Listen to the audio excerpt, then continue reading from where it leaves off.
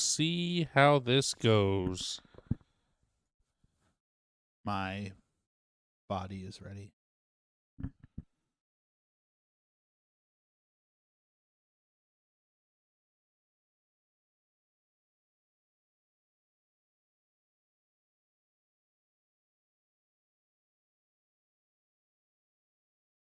Have you started?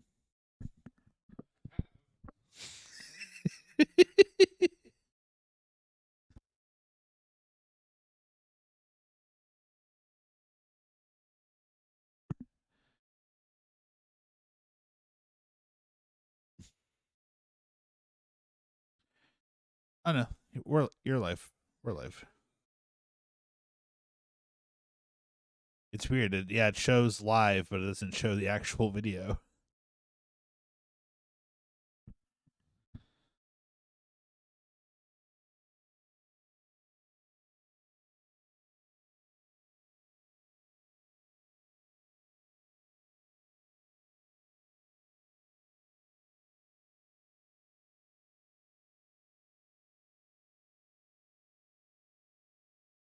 Oh no, there it is.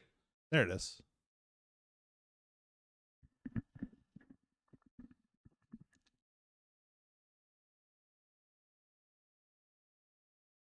I see it now. We're good.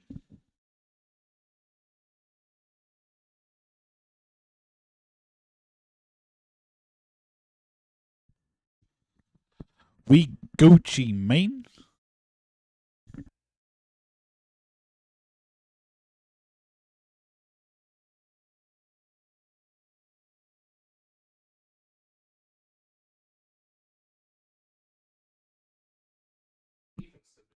Oh yeah.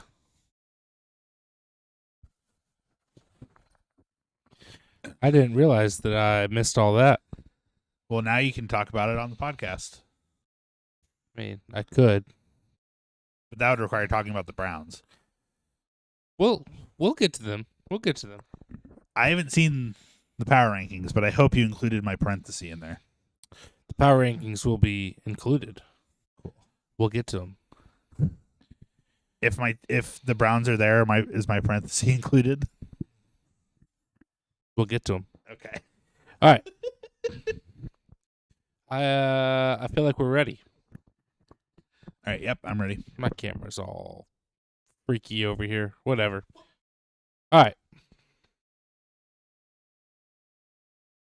Let's do it to it.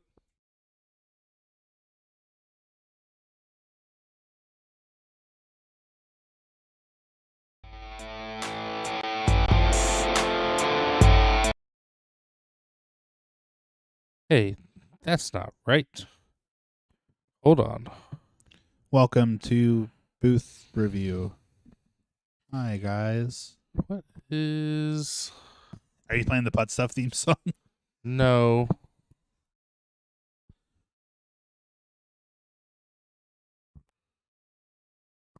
Oh. McCole Hardman back on the Chiefs. It's not that. Who knew? Wow. What happened to that?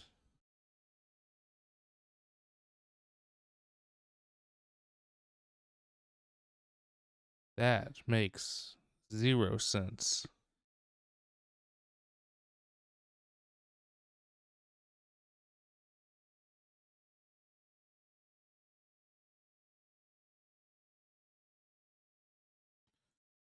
Interesting. Is the theme song on? Aha. Did I find it? I think I found it. All right, I'll mute now. Let's try this again.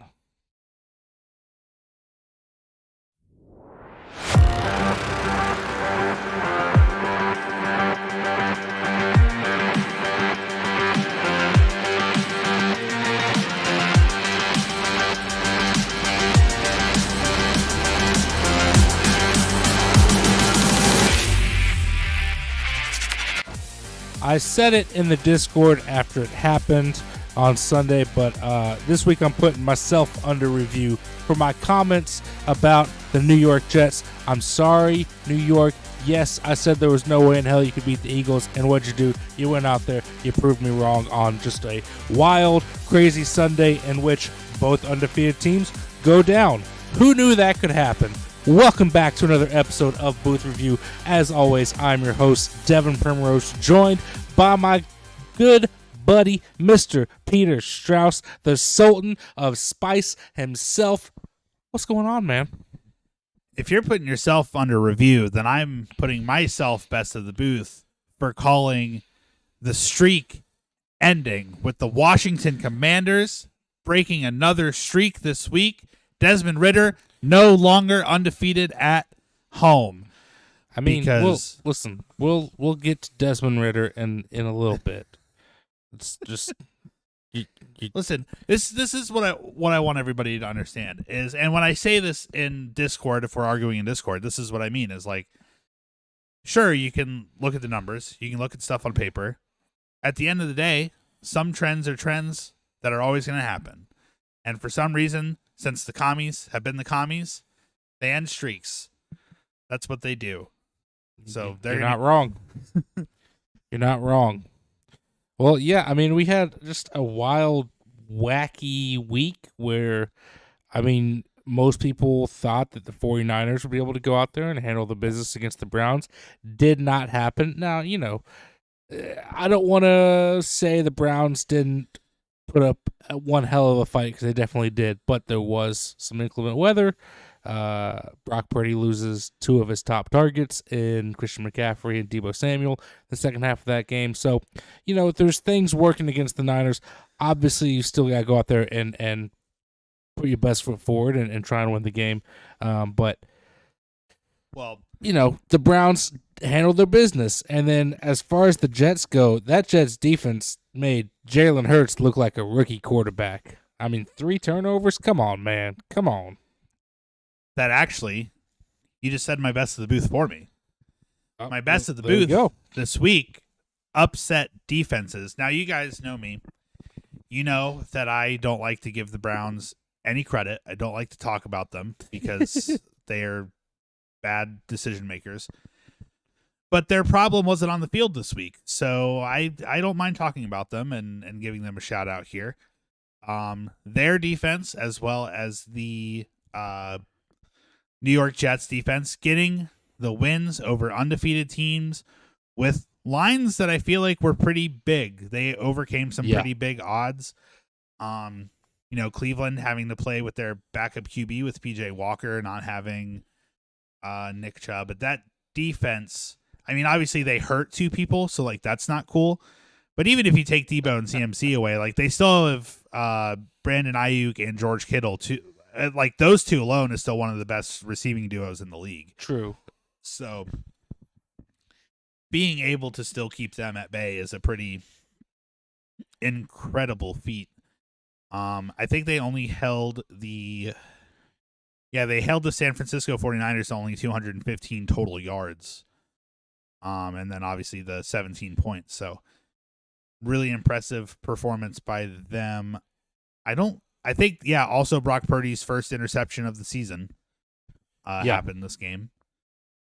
And then you already talked about the Jets turning over Jalen Hurts 3 times. I think they also forced a fumble at the very end of the game on DeAndre Swift.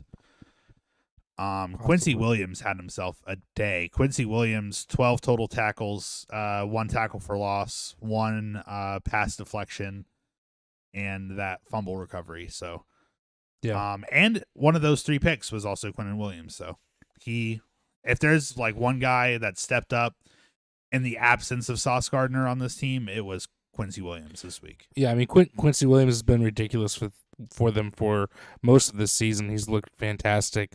I actually picked him up 2 weeks ago in the Deep Keeper IDP fantasy league that we do, and he's been amazing for me. So shout out to Quincy for sure. As far as the Browns defense goes, man, I know that you don't want to acknowledge how good this Browns team is and how historically good this Browns defense is, but I'm with you. I don't trust the offense. Don't get me wrong. I'm not fully buying into the Browns yet, mainly because of that factor. I think the loss of Nick Chubb is huge, and unless Massage Boy turns back into his former self in Houston, I don't see that offense being able to produce a ton of points on a consistent basis. However, that defense is holding teams to a total of 200 yards a game. 200 yards a game, which is ridiculous. Do you want to take a guess what the next closest number to that is? Like the team that's in second in holding teams holding teams to yards per game. I want to assume it's either the 49ers or I know the Chiefs are up there in. No, they're up there in points. Sure, like sure. But yards. what's the number for yards per game? Oh, the number? Yeah. 275. Close. The second best is the Baltimore Ravens with 260 yards per game. You're 60 yards per game better of a defense than the second best, which is just ridiculous. Third best is the 49ers at 278. Weirdly, fourth best is Atlanta Falcons at 278.2. Yeah. And the Saints are also at 278.3. So very close there between third, fourth, and fifth. But first is there's that big of a gap between first and second. That's ridiculous. Passing yards a game is 121. I feel like rookie quarterbacks can luck their way into 200-yard games. And this Browns defense is holding quarterbacks to 121 yards a game. That's insane, man. Like I get it that they haven't played any big heavy hitters outside of this 49ers team that sure there's some things that you can excuse them for. Again, the inclement weather, the loss of two of their big weapons, but like holding teams to 121 yards passing is a ridiculous stat. Yeah, and I mean, getting 3 sacks on Brock Purdy with that offensive line is a pretty big feat too. Are they the best defense in football right now? I don't know about that. They're in that conversation for sure. Yes, for sure. Yes, and with the numbers, sure. Looking at only the numbers, which a lot of our viewers like to do. I'm with you. You could make the argument, but yeah, I just say I won't argue. I'm not going to go back and look up the first 5 weeks of every great defense there's ever been. Right. I just say take it with a grain of salt and don't be surprised if I wouldn't be surprised if Cleveland can keep this up all year, because I think they could be great in that regard. But I also wouldn't be surprised if they already got exposed a little bit with the Ravens with how Lamar played against them, and that's a great team. They're not the best offense in football. Yeah. There are offenses better than the Ravens, but the Ravens put up 28 on them. So yeah, I just wouldn't be surprised if the historical kind of numbers slow down a little bit. I will agree with you that it's tough to truly know how good they are because of their weak schedule. However, this is the NFL. Like the difference between like the 28th best team and say the 6th or 7th best team isn't that drastic. It's not that big of a gap. Now, obviously, when you start getting into the bottom of the barrel, 29, 30, 31, 32, like those teams are pretty terrible. And then the elite are the elite for a reason. But like, I would say from a solid like 7th, 8th best team in the league to like 25th, 26th best team, it's pretty close. They're all fairly close. And so in order, like, you can't fault a team for their easy schedule when they're putting up numbers like that. I mean, that's insane. It's ridiculously good numbers. But it's going to be tough to tell just how good they are because their schedule it keeps getting easy. Yeah. They get the Colts, the Seahawks. The Seahawks will be a little bit of a test with Geno Smith and that offense. Then you get the Cardinals, the Ravens again, the Steelers with whatever they're going to throw out there, the Broncos, the Rams. That's another good test. Then the Jags, Bears. Jags would be a little bit of a test too. Bears could be 2 if Fields is back and playing like he did the last couple weeks. The Texans could be a little bit of a test with the way C.J. Stroud's looked. Then you get the Jets and the Bengals to finish it off. So there's not a lot of prolific offenses that they have to face this year. Yeah. Whereas opposed to the Jets, who Robert Saleh came out and said, quote, embarrassed the superstar quarterbacks they've played so far. And he's not entirely wrong. He's not. They've played Josh Allen, Patrick Mahomes, and Jalen Hurts, and none of them really looked like themselves, at least, against this Jets defense. And honestly, like, it's a shame to think of how, like, this Jets team might be undefeated with Aaron Rodgers at possibly at the quarterback. Possibly. Like, I mean, that's why I picked them to win the Super Bowl, because I had a lot of faith in that defense, and I knew that offense with the weapons they had, if they had a competent quarterback, if Aaron Rodgers was at the level he played last year, which wasn't lights out, but it was good. It was competent football. Yeah. That's a team that could easily go 13-4, 14-3, be right up there with around the 1 or the 2 seed, make a run easy. And I'll give credit to Zach Wilson. He's not playing great. I wouldn't even say he's playing good, but he is somehow keeping them in games because of how good that defense has been, and he's making enough decent plays to score points. Also, no turnovers, I think is the biggest thing. There were no Jalen Hurts had 3 picks. It was a 4-0 turnover, I believe, for the two teams. So New York was able to hold on to the ball this week, which is huge for them. Garrett Wilson had a fantastic day. What could be with this team? And Aaron Rodgers is already, he was on the field this week before the game. It's throwing possible. The ball. Like, it's possible.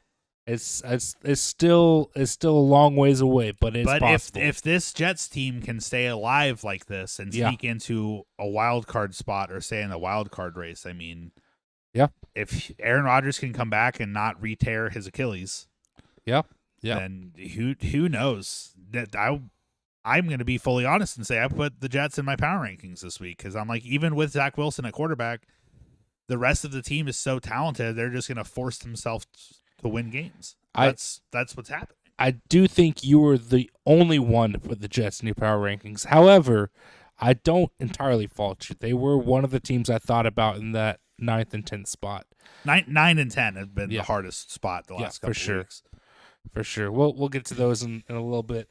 For my best of the booth, I'm going to talk about a team that we haven't really talked about much at all, and that's the Los Angeles Rams. They've kind of just been, flying under the radar, doing their thing, silently putting together some wins against some inferior opponents for sure. And this Sunday was no different. They played the Cardinals, which is a team that you should beat. But credit to the Rams, they've been looking solid, and one of their big pieces this year has been their running back Kyren Williams, who had a great game on Sunday. That's why I got to put him at best of the booth. He had 20 carries for 158 yards and picked up a touchdown as well. He was one of only 2 running backs this week to break 100 yards. I believe the other one was Raheem Mostert down in Miami and that ridiculous offense that they run. But shout out to Kyren Williams. He did get injured. I think from what I saw, he might miss some significant time, multiple weeks. But hopefully he's able to make a speedy recovery, come back, because he's looked phenomenal this year for them. I think this is the most I've seen the Rams run the ball in a long time. Quite some time. Probably since the Todd Gurley days. Like, to see Matthew Stafford only throw the ball 24 times is insane. Yeah. Which, I mean, that's how they were able to make it to the Super Bowl in 27. The first time they went with McVay. With Goff instead of Stafford. Yeah. I mean, they relied so much on Todd Gurley throughout the regular season, which I think you don't have to do that as much when you have a quarterback like Stafford. But if you can get, I think McVay ideally wants to run an offense that's fairly balanced between heavy run game and passing. Yeah. But yeah, I mean, that game, again, who knows what's happening with the Cardinals this year? It was against the Cardinals, so take that as you will. But I mean, the Rams have been in every game they played. I don't think they've really been shut out. They're definitely one of those. They had that first bad game against the Seahawks, 30-13, but since then, even against the 49ers was a 7-point game. Bengals was a 3-point. Colts was a 3-point. Yeah. Eagles was a 9-point, so just barely a 2-possession game. And then blowing out the Cardinals this week, which you're supposed to blow out bad teams. So, well, listen, don't tell the Cowboys that. No, the Rams have been a feisty, frisky team this year. Yeah. They've been one of those that like you can't overlook them. Yeah, I don't think they're a true contender or a true playoff contender. Could they be, 10, 11, 12 weeks from now? Possibly. But I'm not buying into them totally yet, but it's definitely a team that you can't overlook, and you can't start counting your victory too soon against them. I'll just go ahead and jump into my under review if you're cool with that. Yeah, go for it. So my under review is a quarterback that's gotten a little bit of heat, especially in our Discord server over the last, I would say, 3 weeks especially. And I think there's some fans that are going to start calling for the backup to make some starts, and that's Desmond Ridder. Desmond Ridder has been confusing this year, I will say that. He's had games like against the Packers to where he has this comeback going, shows flashes of being really great. I think that he looked really good in his game last week. I think it was last week against let me pull this up. When they came back against the Texans. Against Houston, yes. Yep, he threw for 329 yards last week. This week, a much different story. 28 of 47, which is just shy of 60% completion percentage, which is probably, I think 60% is probably the mark to aim for younger quarterbacks. Especially with 47 attempts. Yes, yes. Yeah. 307 yards, which is nice to see. It's nice to see Arthur Smith putting a little bit of faith in his quarterback, letting him air out the ball. 2 touchdowns, 3 picks. Some bad passes that led to bad turnovers at inopportune times. One of those interceptions was in the end zone. So you look at the score, it's 24-16. If you don't throw that interception there, you're able to get the touchdown. Could be a tie game. Maybe it goes to overtime. Maybe the game goes a little bit differently for you. But just some bad, like none of those interceptions were on like tipped passes to where it's not really the quarterback's fault. Like they were thrown behind receivers. He wasn't throwing the ball to where it catches the receiver in stride. He's trying to force it behind him. Just it didn't look great. These are mistakes that you expect to see from a young quarterback, but Desmond Ridder going into year 2, you want to see less of those. And Washington has a very good defense. Is it an elite defense? I don't know about that, but it's probably in the top half. They're going to make life difficult for the quarterback at times. But Atlanta is a talented team, and this is a team that should be winning games against teams like Washington, because I don't think Washington is a great team. Maybe good. They're feisty. They're another feisty. They are feisty. Team. I think these two teams are probably round even, but if Atlanta's going to be a true contender like I think they could be, these are the games you have to win. You have to beat teams like Washington. Yeah. If you're throwing 3 picks against Buffalo's defense or the Jets defense, okay. I don't know if I fully fault you for that, but you're throwing 3 picks against Washington's defense. And like you've got to be able to beat these teams. Their backup is Taylor Heineke. I think you put Heine in there, maybe they start winning some of these type of games. If they put Heine in this game, that was a revenge game. Who knows how that goes on. I do, like, you do have to win, especially in a division where, like, obviously the Panthers they're 0-6. They're looking at the future. They're not looking at this year. Like, you don't have to worry about them. But the Bucks, Falcons, and Saints, I feel like are all They They're all all very have close. strengths and they all have flaws. Like Yes. they're all like equally what they might not be in the same areas, but they all have their strengths and they all have their flaws. And that division could go to any three of these teams. Any Yep. three of these teams could win this division, and you need every game you can get. And dropping a winnable game like that is not looking good for you. It's now sitting tied with the Saints and half a game behind the Buccaneers. Yeah. And your schedule doesn't really get easier. Yeah, So, that's kind of my biggest problem with this loss is that this is a game that when you look at the schedule, you say, okay, well, that's a game that we can win. Again, Washington is a good team, but it's not like you're playing the Detroit Lions, which I can't fault them for losing to the Lions. Even the Jacksonville Jaguars, I can't entirely fault them to losing to the Jags. I would have liked to see them put up more of a fight. yeah. But this is a team that was in the Jags' that real you can home beat. in London, so. Right. This is a team that you can beat, and you have to get those games. You have to. Yeah. So, Desmond Ridder, you're under review. I got to see some more from you. You turn the ball over too much. And I think he took 5 sacks in this game, too. 3 sacks. 3 sacks in yeah. this one. He's not helping Yeah. himself. Sam with the Howell sacks. took 5 sacks and still won the game, so. Yeah. Well, I don't really have a great segue for this. Well, we can say from one NFC East team to another. This whole game I'm putting under review. Giants Bills. This was Sunday night football, prime time. For the love of God, please stop putting the Giants in prime time. Just stop putting NFC East. I in get that prime they were a time. playoff team last year. I get that a lot of people had faith in them, Buh. myself included. I was a big believer. I was a believer in the Giants this year. I know you were not. You were wrong. And yeah, I was wrong for once. I'm sorry. But this game, like, I hate that I couldn't turn it off because it was close the whole time. I'm like, am I really going to watch the Giants beat this Bills team right now? Like, I give you these numbers: 24 for 36 for 200 yards, no touchdowns, no interceptions. That's the best quarterback you played. Which quarterback do you think that is?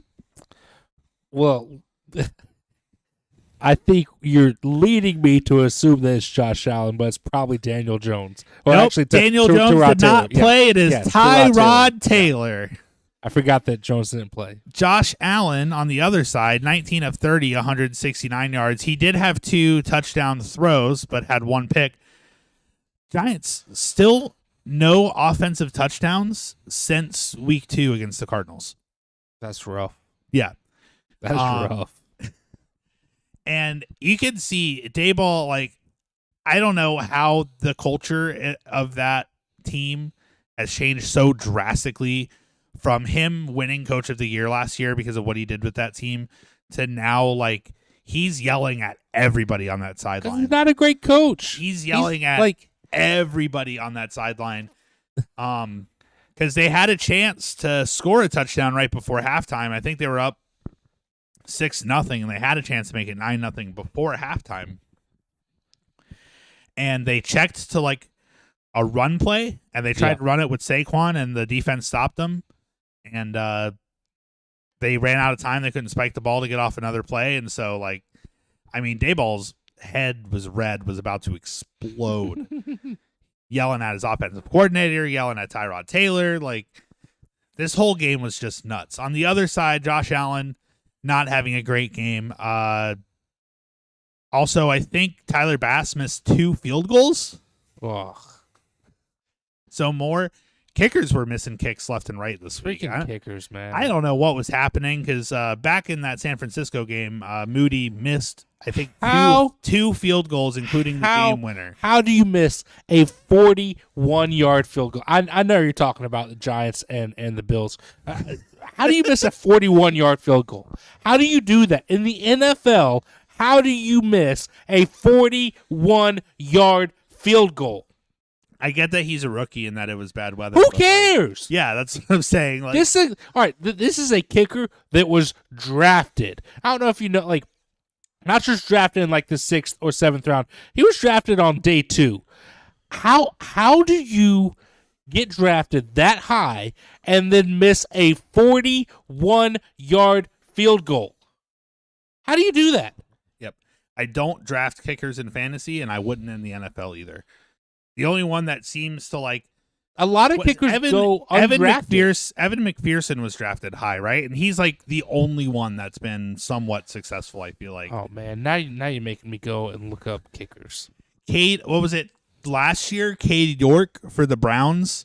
Like the Browns tweeted it, like they had that one game against the Chargers that they won, and they tweeted, "This is why you draft a kicker." And then a year later, they drop him because he kept missing kicks. Because you don't draft kickers. All right. But yeah, this whole game was just a mess. Like there's some standouts like Saquon and James Cook both had pretty decent running games. Stephon Diggs had 100-yard, 10 catch for 100 yards, kind of a perfect game there. Buffalo got 3 sacks, which I'm surprised it wasn't more, but for the most part this game was a mess. There was a lot of clock management issues, sloppy gameplay. And because the game was close, I couldn't turn it off. I had the multi-view on so I could at least kind of look away for a second to watch the baseball game. Hey, there you go.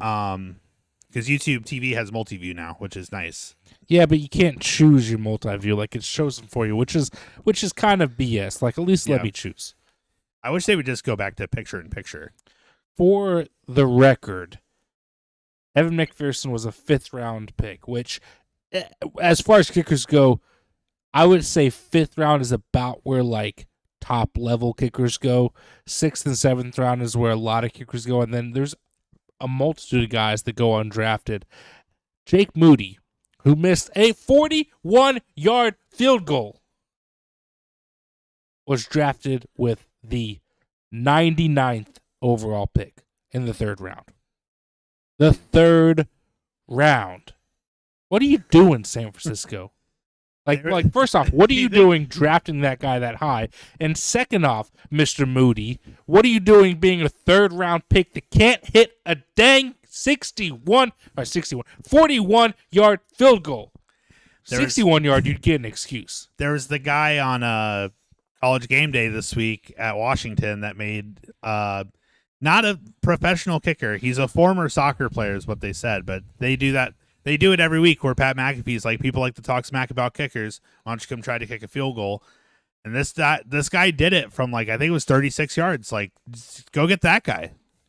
What are you doing? Now I feel like you're calling me out because I notoriously talk junk about kickers. I hate NFL kickers much. Well, most of them are awful. Most of the people that they get to kick on College Game Day every week, you can look up the clips. Like, they always miss, except this guy. $30,000 on the line, finally made it. So we're a little off topic here. Buffalo, for some reason, cannot play well against New Jersey teams, but did sneak out the win here. But the whole game was just bad. The whole game was bad. Just please keep the Giants off of primetime. Please. The Broncos of last year. Just stop it. Just stop it. Yeah. Speaking of teams we thought were going to be good that aren't good, I have a little simple legit or counterfeit here for you. Okay. All right. I like simplicity.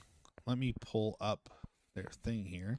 For the record, the Patriots have the worst field goal percentage in the NFL currently at 55% being made. 5 of 9. Which team was that?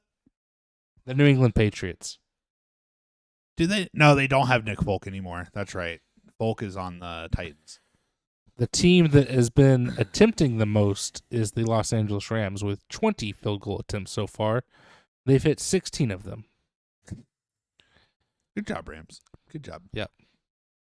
Dallas Cowboys, Tennessee Titans, both 16 of 16. Good for them. Yeah. Anyways, are you done talking about kickers? Yeah, for now. Okay. For now. What's your legit or counterfeit? The legit or counterfeit, this team was supposed to be a juggernaut coming into this season. a lot of AFC Championship hopes, a lot of Super Bowl hopes. They have a hurt quarterback, had a rough start.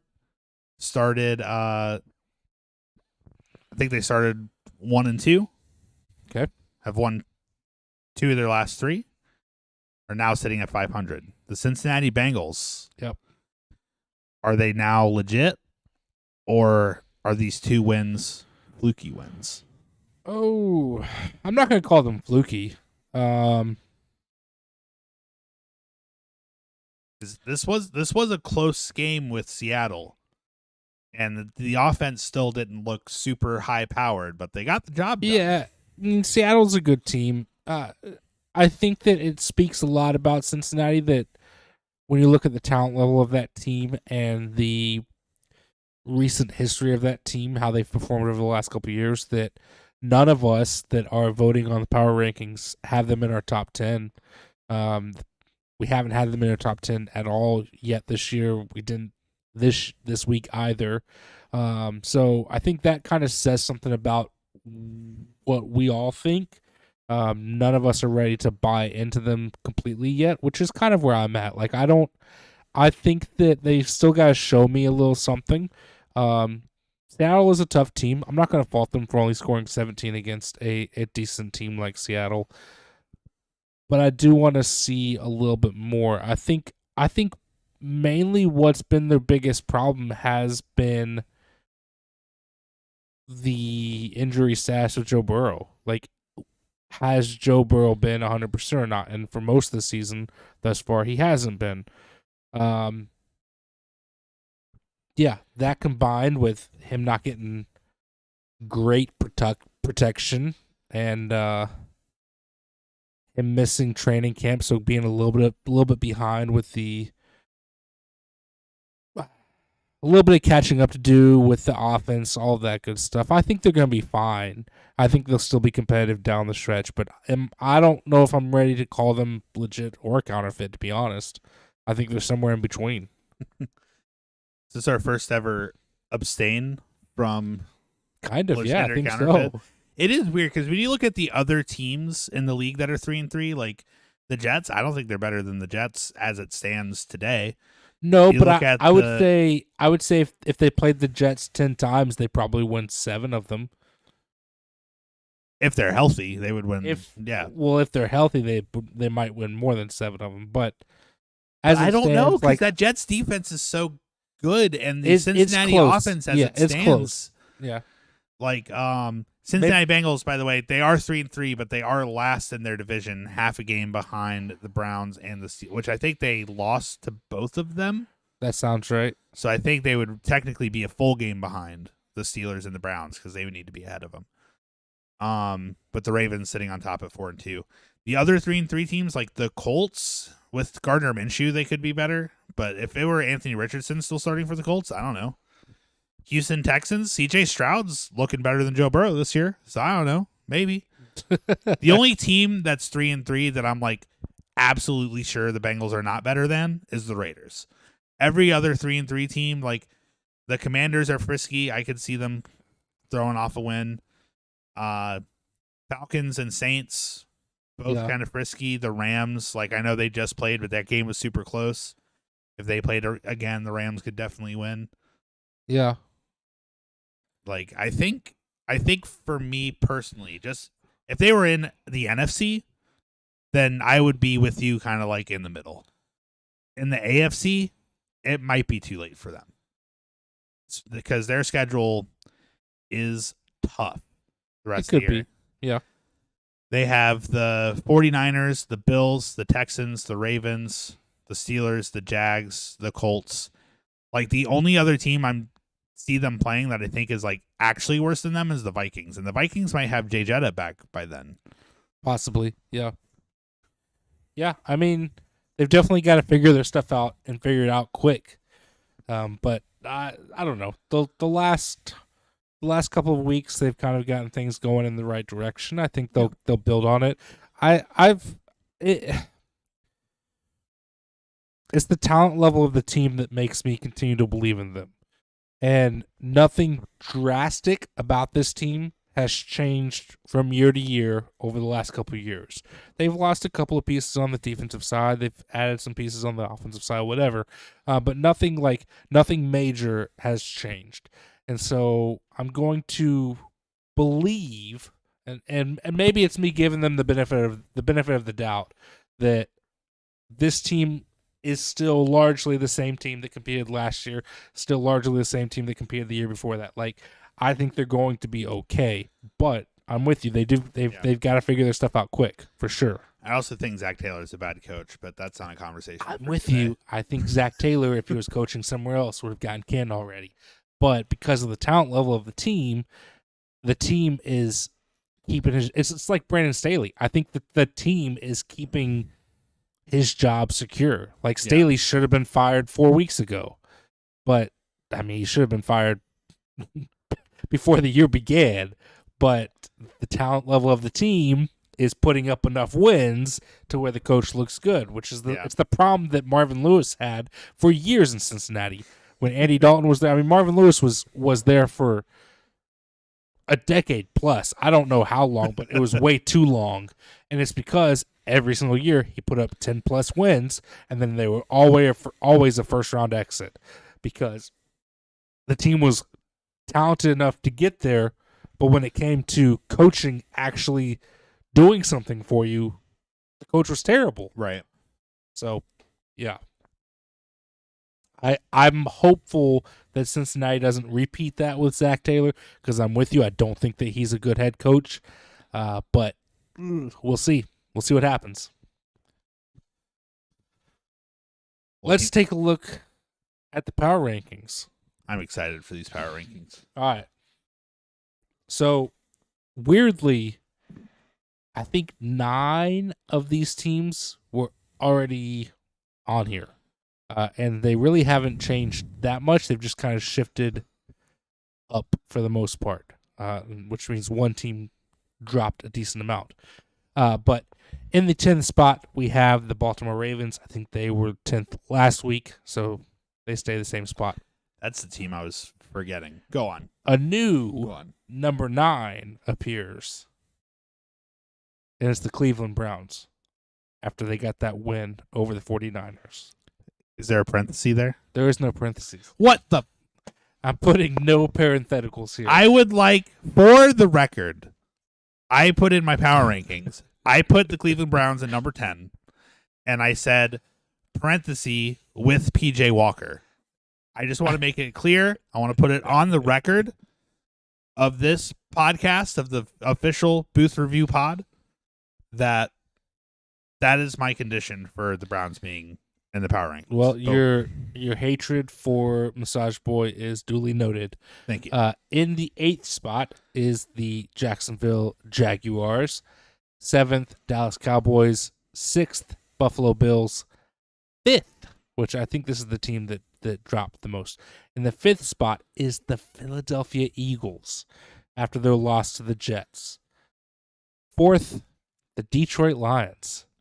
Man, I thought they were going to be higher. Did not think in my lifetime that we would have a Lions team that this many people have this much faith in. It's nice to see. In 3rd, Miami Dolphins. 2nd, your Kansas City Chiefs, which I think might be a little too high for them. And in number 1, still holding down the top spot somehow, is the San Francisco 49ers. Why do you got to say that? Why do you got to say it like that?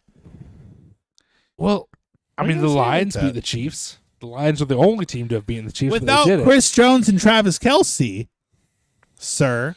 True. I still. This is not the same Chiefs team. There's something. It is a different team, but I will say, for the lack of offensive explosive power that we have had so far this season, which a big part of that is we have a lot of young receivers. Like, true. I think besides Travis Kelce, our most was Justin Watson. Now he's hurt. We traded back for McCold Hardman. Yeah. But besides that, I think MVS is the oldest receiver we have. Probably. Everyone else is a rookie or a second year. Yeah. So I mean, it's that is going to grow. This is the most balanced Chiefs team there has been, to where we're still putting up points to win. We're still getting points when it matters to win.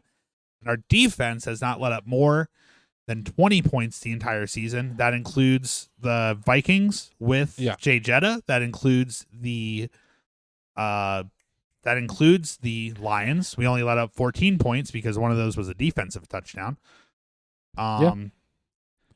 Listen, I'm just saying, just because the offense is not performing the best that it's ever been, doesn't mean that the Chiefs aren't the best team in the league. I don't disagree with you completely. The way that I feel about one the was Chiefs, 9 points to the Jags, who have one of the best offenses. The way I feel about the Chiefs is that if they were to win the Super Bowl again this year, it would be their most impressive of the three, in my opinion. Just because of the talent level of the team, where the team is at.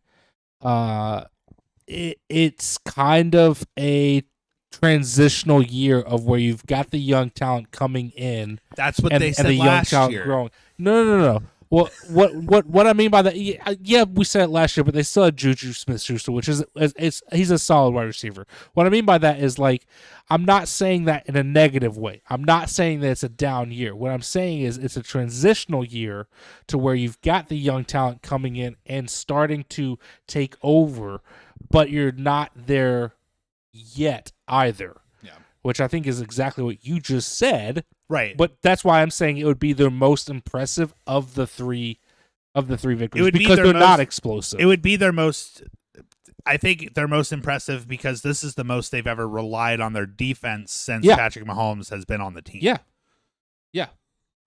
And when you look at the wide receiver core that's there and what Mahomes is going to eventually have to do to win a Super Bowl, like, it's impressive. It's impressive to see. So if that happens, that's why, to me, it will be their most impressive. Yeah, I think Rashee Rice is starting to become the guy as far as wide receivers go. Like, he seems to be really stepping up as our wide receiver one, and I'm hoping and watching to watch that dynamic grow, because we're gonna have Rashee Rice as a rookie, so we're gonna have him for a while.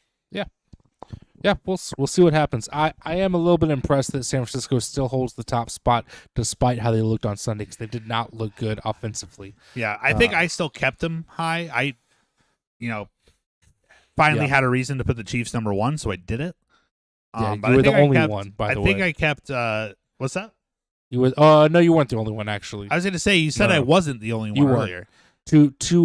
One other person put them. You'll have to tell me who that is later. We don't have to call him out on the podcast if you don't want to, but I need to know who to thank for being my friend. Oh, man. Well, let's turn our attention to Week 7. And hey, man, I say it's time that we get picky with it. Getting picky with it. Getting picky with it.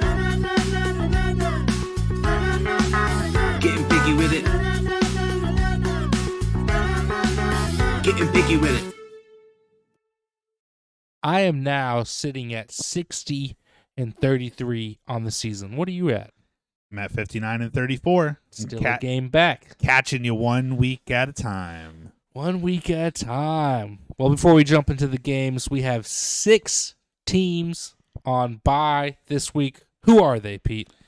We have the Cincinnati Bengals. So our legit or counterfeit will not get answered this week. Will not. We have the Dallas Cowboys coming fresh off their Monday night win. We have the Tennessee Titans resting from their London loss. The New York Jets coming off of their upset win. The Carolina Panthers, who are just sad. And the Houston Texans, who are going to ruin some people's seasons and maybe even make the playoffs themselves, are all taking some rest. What's interesting this year about bye weeks real quick is, like, because before it was like if you played an international game, like, you had the bye week next week. Like, that was always standard. Now they get a choice. Yeah. So I'm curious to see with this week with Titans opting in for the bye and the Ravens not opting in for the bye, Yeah, how that affects the Ravens this week or the Well, Titans next week. we'll see. We'll see. But speaking of those London teams, it's only fitting that the London Jaguars make their way back to the States for some Thursday night football against the New Orleans Saints down in the Superdome in New Orleans. At home, the Saints 1-point favorites. I do not like these odds. I think that is disrespectful to this Jags team. Now, I do think some of that is because of Trevor Lawrence's injury. And if he's going to miss the game, that changes things for sure. I don't But- know who the backup is on the Jags. CJ Beathard, which he's from Iowa and was a backup for the Niners previously. But Well, we all If- know Iowa quarterbacks aren't good, so I mean, wrong. If Trevor Lawrence isn't playing in this game, then that's a huge loss that changes things. But assuming that he is playing, which he has said that he's going to try and be out there, assuming that he is playing, I'm going to make my pick with that assumption, and I've got to go Jags over Saints. Who you got, man? yeah, I'm also going to go with the Jags. The Saints have been kind of wishy-washy. Yep. You don't know if they're going to be good, don't know if they're going to be bad. I think the Jaguars took a couple weeks to get going, but I think they're on a 4-win streak, right? No, they lost one in there. I was going to say, I thought they started 0-2, but they won week 1. But still, I think the Jaguars are the better team all around. Yeah. And this is going to be the best quarterback I think the Saints have played yet so far this year, assuming that Trevor Lawrence plays. Yeah. So, yeah, I'm going to go with you with the Jags. Yeah, and I'm hopeful that Lawrence can go, because if he doesn't, then I feel like we might be in for another bum Thursday night football game, which I don't know how many more I can take. And if I can't take anymore, we all know Al Michaels can't take anymore. So please, Trevor, be healthy. Be healthy for Al Michaels' sake. Think about Al, all right? Let's head over to Sunday, where we have the Detroit Lions making their way out to Baltimore to take on the Baltimore Ravens. At home, the Ravens, you want to talk about another disrespectful line, the Ravens are 3-point favorites at home, which, has Vegas been watching this Lions team? That should be the 1-point line, if anything. Has Vegas been watching this Detroit team, this team from Detroit injecting life into the Motor City? Give me the Lions in this one. I don't care about the Ravens, about what that Ravens defense has potentially done against inferior teams. That offense looks vulnerable as hell. Give me the Lions. The offense has been rolling in Detroit. The defense has been cooking in Detroit. I'm on the Lions bandwagon. Who you got, man? Yeah, I'm also going with Detroit. I do Yeah, really I like figured this as much. I do really like this Baltimore team, but Detroit's just hot, man. They got Detroit's it. just hot. Baltimore jet lag didn't affect him last week, but that was also against a Dookie Titans team. This Detroit team is the real deal. A Dookie Titans team that it took you 6 field goals from Justin Tucker to beat them because you couldn't put the ball in the end zone. You ain't going to have that luck against the Lions. Yeah, would I be surprised if the Ravens won? No, but I think this is game of the week right here to me. I think this is either this or Kansas City Chargers, just because they always put on a show. Yeah, But this to me is game of the week. I think it's going to be one of the good ones for sure. For sure.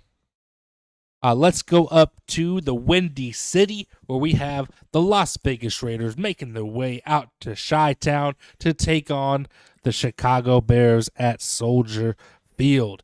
On the road, Vegas, 3-point favorites. Probably fair. I think a lot of that has to do with Justin Fields. Will he play? Will he won't play? I do have to ask you if you have any update on your boy, because that is going to determine how I pick this game. Justin So- Fields, I was just reading, is doubtful. So Doubtful. probably not. Whew. I could not give you the name of his backup that played on Sunday, but he did not look good against a not great Vikings defense. I think Max Crosby and the boys might be giving him some trouble on Sunday. So give me Las Vegas in this one. I don't like picking the Raiders. This is a Raiders team that should not be 3-3. They have not played good enough to be a 500 ball club, but they are. Give me them getting the win again on Sunday. Who you got, man? So literally what I wrote down, because this is not a game I picked beforehand, I said, depends on starting quarterbacks. I said Raiders over Bears, parentheses, dependent on Fields' injury status. Yeah. Put the exact same thing. So I was like, if Justin Fields starting, yes. Whether Jimmy G or Brian Hoyer starts for the Raiders, I'm still going to take the Raiders. The name of the Bears backup is Bajan or something like that. Tyson Badgent, Yeah. or I don't know if it's like a French Bajan or whatever. I don't know. I don't know. But who knows? He's a rookie, and I think in this situation, it's going to come down to the experience. It's going to come down to the talent, and I think at least defensively too. Everywhere besides quarterback, both quarterbacks on both teams in this game are not going to be great, but I would take Devontae Adams over DJ Moore. I would take Max Crosby over anybody on the Bears defense. Yep. I would take Josh Jacobs over whoever is the running back for the Bears now since Khalil Herbert is hurt. Yep. So I'm going to take the Raiders with you. Again, I also hate it. The Raiders have one of the easiest I hate it so freaking much, man. schedules. Like, This is not a good team.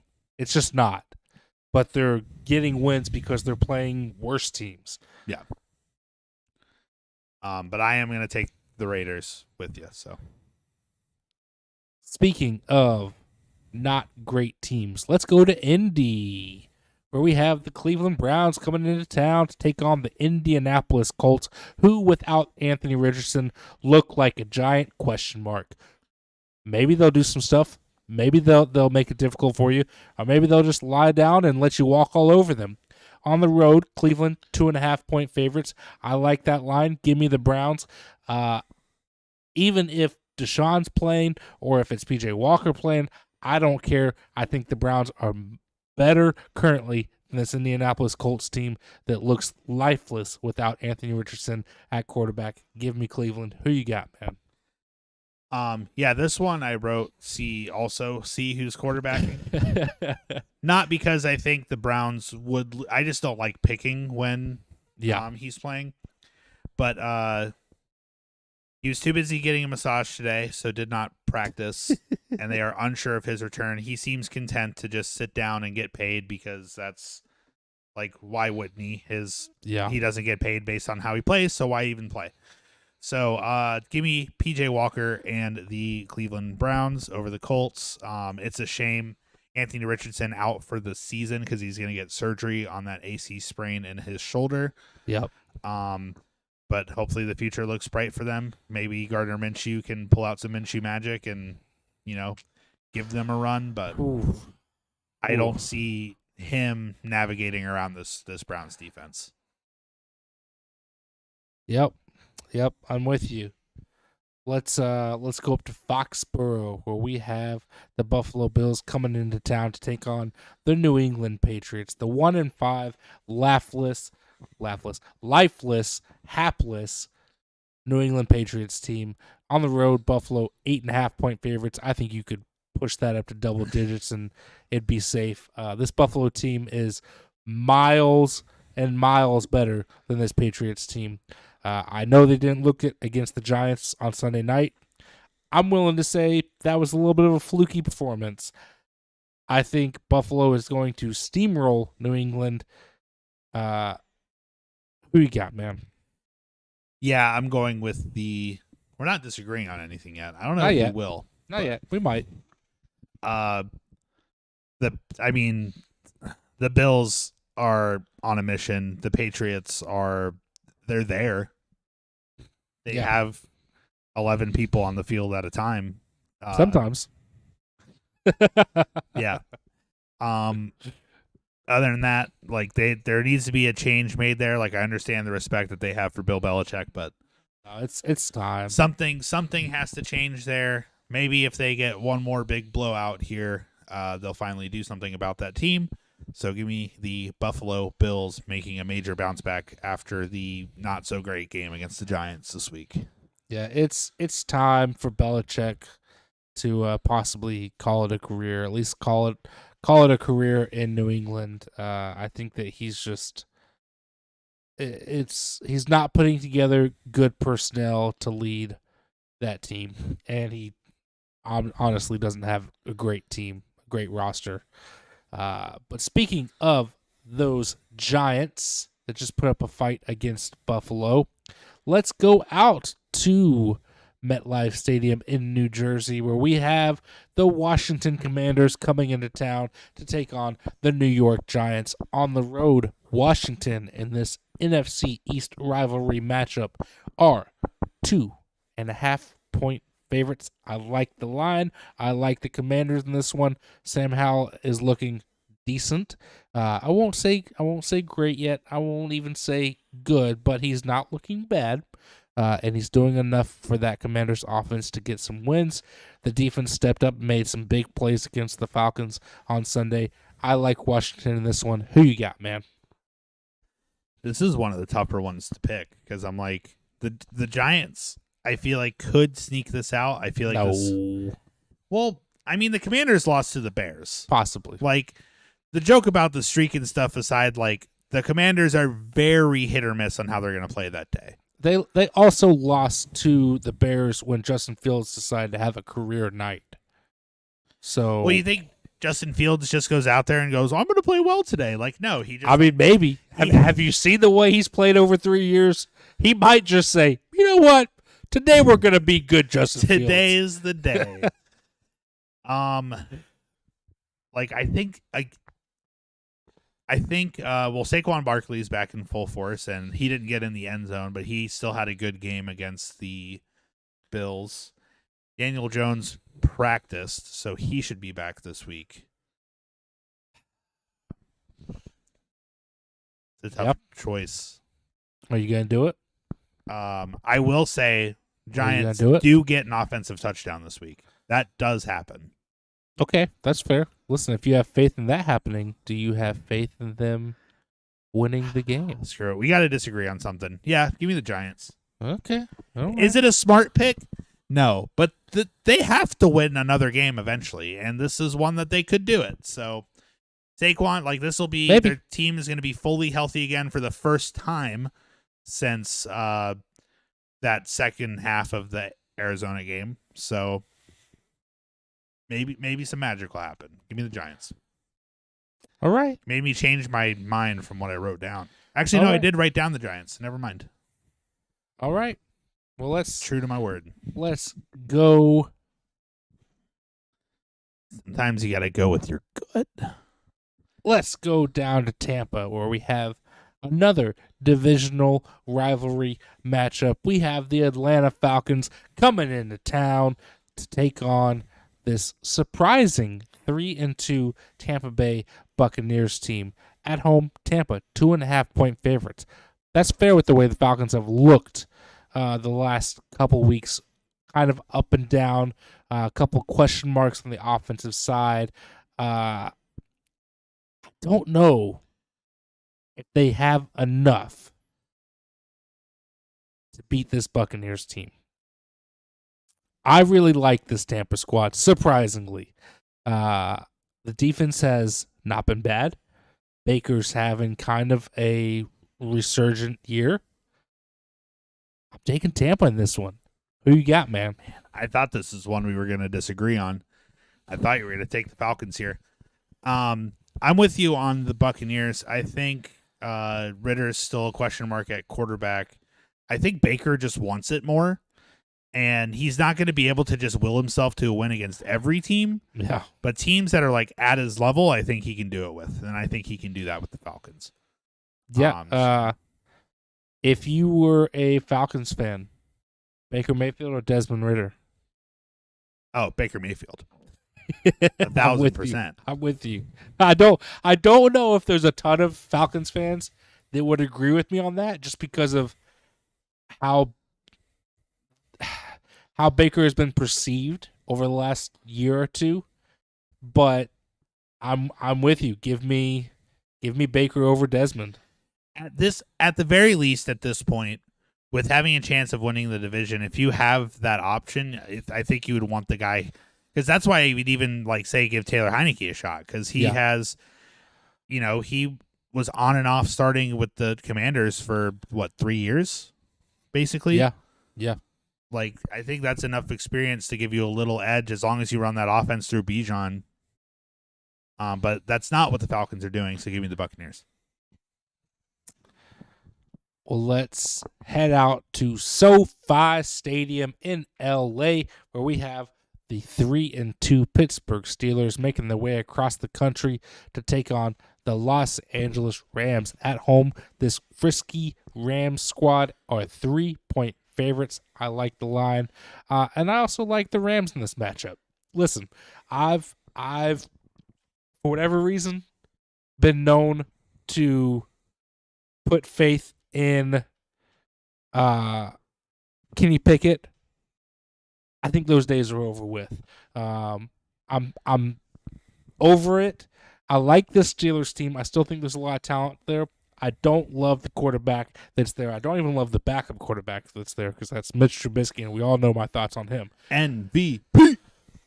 This Rams squad is looking frisky, looking possibly fun, at least putting up fight in games. Maybe playing better than they should, but they've got some good offensive weapons. Matt Stafford's getting plays done. I'm picking the Rams. Who you got, man? I don't know if this is Morocco worthy or not, but I'm sticking with the Steelers. I'm going against you on this one. Ooh. A lot of it, Probably not Morocco worthy.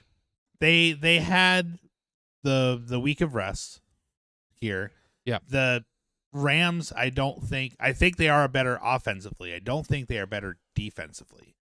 I think that Pittsburgh defense is still pretty darn good. And I think that Pickett to Pickens connection is starting to flourish a little bit, and I think that will continue to flourish here.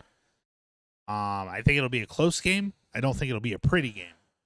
And I think that's where the Steelers are at their best. So give me the Pittsburgh Steelers over the Los Angeles Rams. You could be right. Could be right. All right, well, let's head up the West Coast to Seattle. We have the Arizona Cardinals taking on their division opponents in the Seattle Seahawks. Got a little bit of a bird fight going on Sunday. The Seahawks, 8-point favorites at home in this matchup. That's fair. I like Seattle. This Cardinals team, while they got the one win over Dallas in an inexplicable way, they haven't looked spectacular. They've looked at times like, oh, maybe they'll put up a fight, and then they just kind of fall flat. I don't know exactly what's happening out there. I do like Seattle. I do like where they're at. Give me the Seahawks. Who you got, man? Yeah, I'm with you. I think the Cardinals have shown little flashes. Like, obviously, they had to win against the Cowboys. They were up 20-0 on the Giants before blowing that lead. Yeah. They've been in pretty much every game they've played, I think. Yeah. But I think the Seahawks are just better.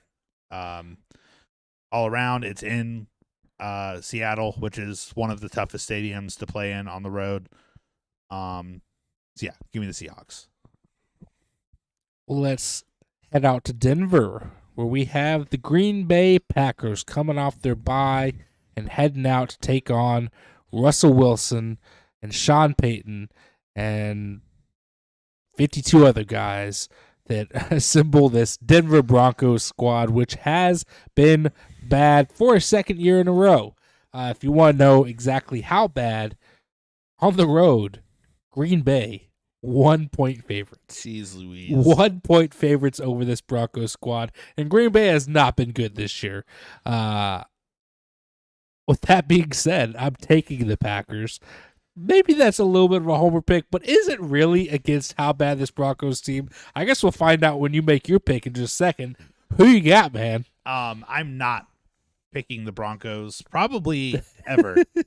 They had their 1 week against the Bears where it was like that's an easy win for them, and then every other team in the league, I'm like, I don't know, maybe if they play the Giants, maybe. But I think we didn't give Drew Brees enough credit in New Orleans for. I mean, probably didn't. It's starting to look like maybe Sean Payton should have just stayed retired. I will say this: I think this game is close. Yeah, I think this agree. game is close. This game's going to be close. Somebody's going to mess up. Either Jordan Love is going to throw a pick late, or Russell Wilson's going to throw a pick late, or somebody's going to miss a field goal. Something wacky is going to happen between these two teams, and I think it's going to go in the Packers' favor. Yeah. So I'm with you. I'm with Vegas. Give me the Packers in a close one. Yep. I'm with you. Let's head out to Arrowhead in Kansas City, where we have the Los Angeles Chargers coming off that loss to the Cowboys that maybe they shouldn't have lost, but they did. And now they find themselves facing a very good 5-1 Kansas City Chiefs team that they know a little too well. Kansas City at home, 5.5 point favorites. I like the Chiefs in this one. I don't think it's weird, man. I feel like the Chargers are a far better team than 2-4 says. But I think they're going to be sitting there because I don't think they get it done against Kansas City. I think Kansas City is just too good. The dynasty keeps on rolling. Who you got, man? Yeah, I mean, these two teams, division game, two of the best quarterbacks in the league. They always put on a show. More often than not, Kansas City gets the win, and I think they do it again here. Brandon Staley will be fighting for his life. He's going to be super aggressive, and this Chiefs defense is going to be the toughest that Brandon Staley has faced on this Chiefs team, and I just don't think the Chargers are going to be able to overcome it. I think it'll be close, but I think the Chiefs will come away with it. That's not a homer pick. That's just my unbiased opinion. Yep. I'm with you. Well, that brings us to Sunday Night Football, which you mentioned earlier that the Lions game this week might be game of the week. I beg to differ. Sunday Night Football this week is going to be fantastic. For as bad as it's been here and there throughout the year, this one, at least on paper, looks like a dang good one. And I really, really hope that it lives up to the hype because we have the 5-1 Miami Dolphins. They can't be stopped. They're speeding their way up to Philadelphia to take on the 5-1 Philadelphia Eagles. The Eagles might be out for blood after letting a close one against the Jets slip away at the end. At home, the Eagles 2.5 point favorites. I guess that's fair. I think this is a pretty evenly matched game, but give me the Miami Dolphins getting the win on the road in Philadelphia. Listen, I love this Dolphins squad. They can't be stopped, man. There's too much speed there. It's just an incredibly well-run offense that's a ton of fun to watch, electric, explosive, and the defense has been good enough while that Eagles offense has looked flat at times. And I think the Dolphins win, man. I think it's gonna be somewhat of a shootout. Both teams are gonna be scoring a decent amount of points. Probably something along the lines of like a 30-27 type game. But give me Miami. Who you got, man? I think I've fallen off a little bit on the Eagles more than other people have because I'm like, they were already kind of in close games to begin with, and then dropping that one to the Jets, who like shouldn't be winning games with their No, quarterback. They definitely should not. That just kind of put them under for me, like, because I know I dropped them a bit personally on the power rankings. I know they dropped a bit totally on the power rankings. I think they dropped 1 or 2 spots. Yeah. I'm going Miami in this one. I think you're right. I think it could be close. I think the Dolphins could win by 2 scores. Ooh. I think it's possible, especially Yeah, if it's possible. especially if Lane Johnson's still hurt. If Lane Johnson is out, that's a huge blow. Like, that offensive line, I think, is the tightest in the league when it comes to like their chemistry with each other and with Jalen Hurts. And losing a piece of that link could be devastating for them. Yep. So I'm going to take the Dolphins. Yep. That brings us to the Week 7 finale, Monday Night Football, over on ABC and ESPN. We have the San Francisco 49ers coming off that loss to the Browns. Maybe a game they shouldn't have lost, but they did. Heading into Minneapolis. Why does that? Minneapolis. Why does that dang city give me difficulty? Minneapolis, Minnesota, to take on the Minnesota Vikings. On the road, San Francisco, 7-point favorites. That is definitely fair based off how this Vikings team has looked throughout the season. The real question mark here is CMC playing? Is Deebo Samuel playing? What's happening with those two playmakers? From what I saw, also Trent Williams, huge piece on the offensive line for that 49ers squad. From what I saw, I've seen the team report that all 3 of those guys have a possibility of playing on Monday night, which would be huge. If you get all those guys back out there on that field, that offense should just keep on rolling and put up some big points. So give me San Francisco in this matchup. Who you got, man? Whether CMC and Deebo are playing or not, I'm still going with the 49ers. They're too. another team that's going to be out for blood. We already know for a fact that the Vikings' best player is not going to be on the field. I don't think there's much else to really say about this game other than the fact that also the Vikings have not won at home yet this season. Out of their 6 games, out of the 3 games they played at home, they lost all 3. So I'm going to take the 49ers. Interesting. I did not know that they hadn't won at home yet. Yeah, I like that about this ESPN. It shows like their home and away record. Broncos, Cardinals, Giants, Patriots, Bears, all winless at home. Wow. All right. Well, that brings us to the end of Week 7. Did we agree on everything, or did we just have the one? We had the one game. We disagreed on the Giants game. And on the Rams game. Oh, so we got 2. 2 disagreements. Okay. All right. Well, we'll see what happens. Obviously, you know who picked the right one on those 2 games. But I did it. We'll see how it goes. As always, we appreciate you guys tuning in and listening to us, however you're doing so. If you're watching us on YouTube, go ahead and click that subscribe button so that you're notified every single time that we go live. If you're following us on Spotify or Apple or Amazon, we appreciate you tuning in and listening to us. We have some socials. Follow them if you want, at Booth Review Pod or Booth Review Sports, something along those lines. Come hop into the Discord where we talk about sports every single dang day. Come vote on the power rankings. Make your voice heard. But I believe that's that. Good chow.